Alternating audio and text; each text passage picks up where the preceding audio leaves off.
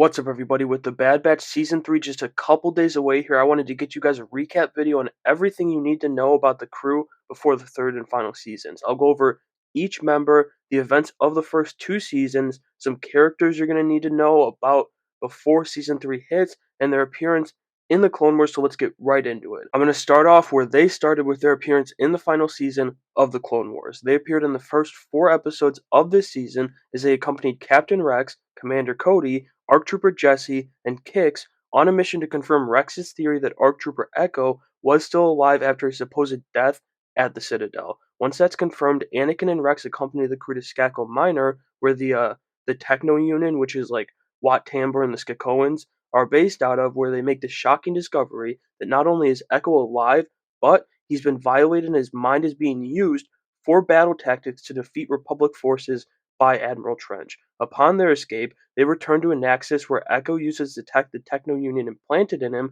against the Separatists, and then Anakin Skywalker takes out Admiral Trench for the third and final time.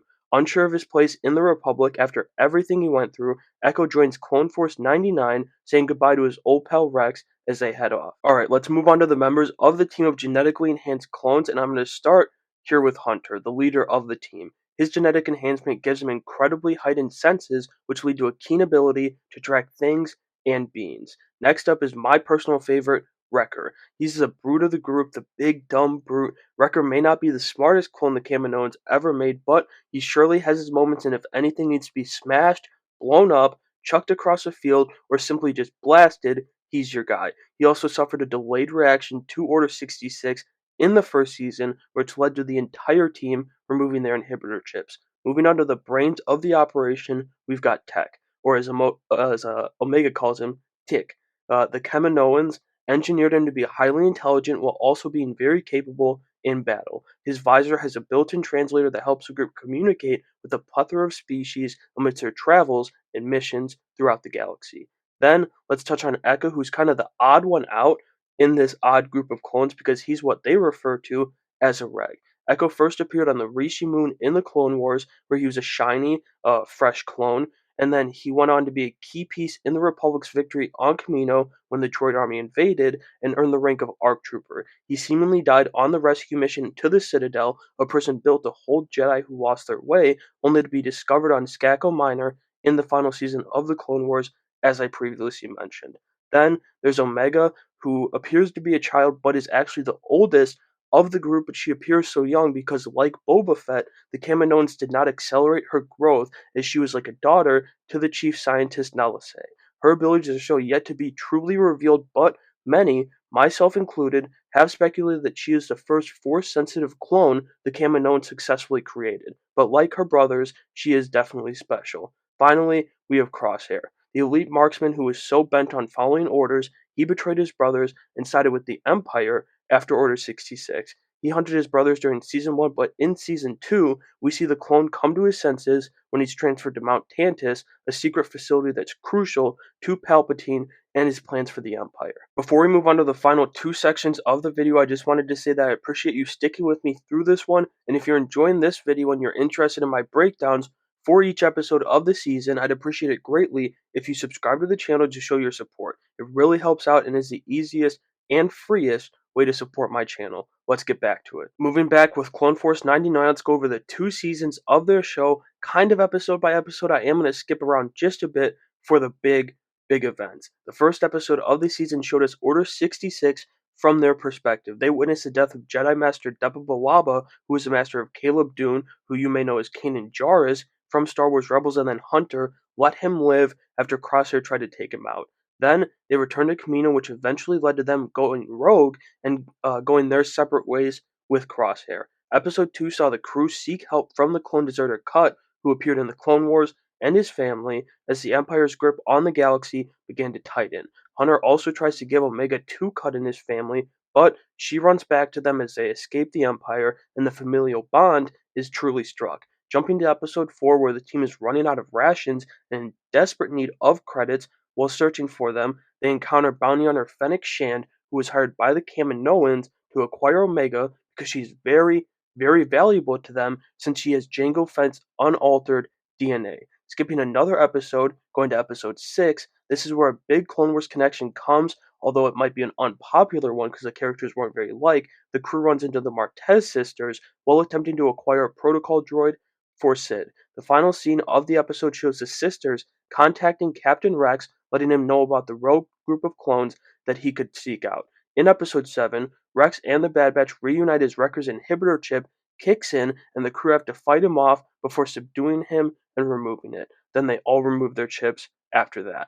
The 8th episode sees the crew remain on Braca, where they remove the chips, looting the Republic ships to sell its valuables for credits when the Empire, led by Crosshair, arrives to take the crew in. They escape as Crosshair is badly injured, but Omega is taken by the notorious bounty hunter Cad Bane after he wins a shootout with Hunter. In episode 9, the team searches for Omega as Bane takes her to a secret Kaminoan facility to hand her over, but he encounters a problem of his own as Fennec Shand returns and is still after the child. Both hunters fail, and the crew saves Omega once again. Jump to episode 11, where we return to a very familiar planet, Ryloth, where the Empire has taken over control of the planet, enslaving the people once again, much like the Separatists did during the Clone Wars. The team brings weapons to Cham's freedom fighters, but then they're arrested, and Hera has to call them back to the planet to plan a breakout. The 12th episode sees that plan put to work, even though Hunter was hesitant at first,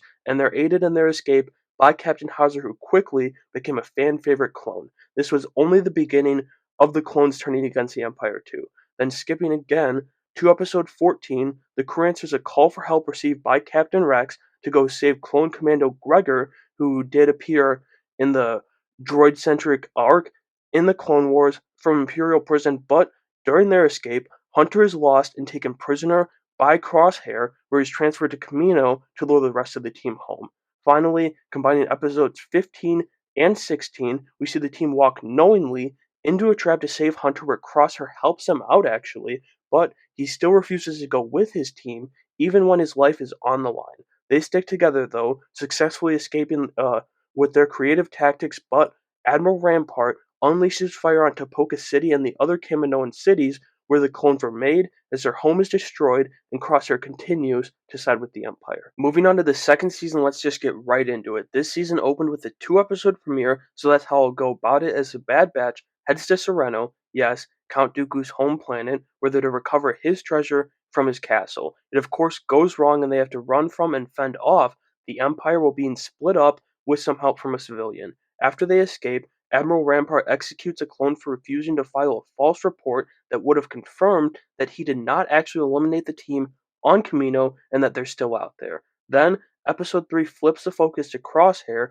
who's sent on a mission with a fan favorite clone, Commander Cody, who's still serving the Empire at this point, but this mission changes that as Cody, like many clones, sees the flaw in their way and starts questioning his orders. Skipping 2 episodes now, we look to Episode 6, where the crew looks to cash in on some chain codes. Tech is mocked up, and Omega wanders her way into the Wookiee Jedi Gunji, and the team helps return him to Kashyyyk, where they fend off Trandoshans and the Empire in one of my absolute favorite episodes of the show. And it only gets better from there as we head to Coruscant in Episode 7, where the clone officers who were on Admiral Rampart's Venator, that's like the big destroyer, when Kamino was destroyed, look to expose the Admiral's treacherous doings. The team is then brought in by Rex and Senator Chuchi, who also appeared in the Clone Wars, in Episode 8 to recover the data logs and expose the Admiral, which they successfully do with hopes of saving their clone brothers from being thrown to the side by the Empire. But, as he always is, the sinister Emperor Palpatine flips this in his way to launch the Imperial Stormtrooper Initiative and phase out all clone troopers. Jumping a couple episodes again, we'll go to episode 11, where we see the team take another mission from Sid, albeit reluctantly, where they encounter a clone of the Zillo Beast that gets unleashed and grows to be the size of the one we saw cause chaos on Coruscant in the Clone Wars. They have to escape the Imperial forces that come to capture the beast, but they don't exactly get out clean, as we find out when the troopers tasked with bringing the beast in arrive on Mount Tantus. They inform the Empire that they found that the clones were seen leaving the area. Episode 12 jumps focus back to Crosshair as we see him become disillusioned with the Empire and even kill an Imperial officer, which gets him arrested and transported to Mount Tantus. Skipping to episode 14, it opens as Echo, Gregor and a couple other clones continue their work of helping their brothers, and this time they're rescuing Hauser and two other clones. We see more of Crosshair and the torture he's enduring on Mount Tantus in this episode, and when it comes to the crew, Echo regroups with them in need of Tech's expertise, and he's actually able to help, but there's not much to information on what Echo needed help with until Tech discovers Crosshair's warning that they're being hunted, which is they call Plan 88. In episode 15, Echo learns of the Imperial Summit that Dr. Hemlock will be attending, and so the crew jumps into action to save their brother. When they arrive at Tarkin's fortress, they encounter Saw Gerrera and his guerrilla fighters who are there trying to take out Tarkin and some of the highest ranking Imperial officers who are there too, like Krennic, although he's Commander Krennic at this point, not Director, Dr. Hemlock, Ramadi, Coburn, and Maywar. Gerrera is successful in detonating his explosives, but instead of taking out all the Imperials, he just takes some of them out, mostly stormtroopers, but more importantly,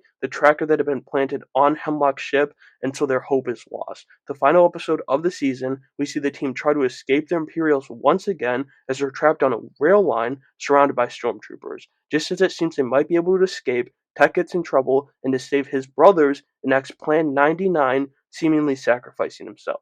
The rest of the team escape and head to Sid so AZ can help Omega, who's badly injured. But Sid, being a rat, sells them out to the Empire and they capture Omega to send us into Season 3, where the squad looks to get the family back together and Omega looks to a distant Crosshair for help on Mount Tantus. Finally, let's go over those two returning characters from the trailer you're going to need to know just a bit about heading into Season 3. The first of which is Clone Commander Wolffe. During the war, Wolffe served under Jedi General Plo Koon, who was a member of the Jedi Council, and eventually he ends up with Rex and Gregor, which we see in Star Wars Rebels, and I'm assuming here, we're going to see how all of that unfolds in this final season here. The second is Asajj Ventress, who was a prominent foe of the Jedi in the Clone Wars, serving as Count Dooku's assassin for a majority of the war before the Count turned on her. After that, she went back to Dathomir, the home of the Night Sisters, and with the help of her sisters, she attempted to take out Dooku, but to no avail.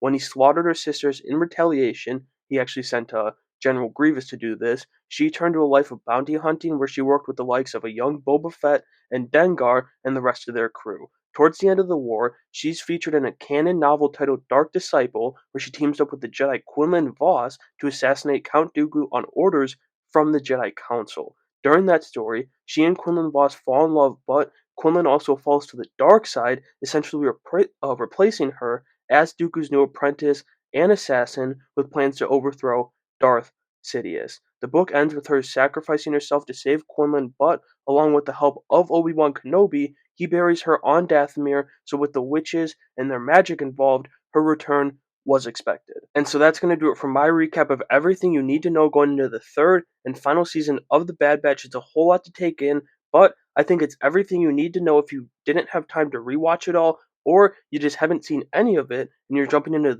season 3 with fresh eyes, which I think is perfectly fine and awesome. At least I hope it was enough. But now I want to know from you guys what you're looking forward to the most in season 3, so let me know down in the comments below and make sure you have a great day.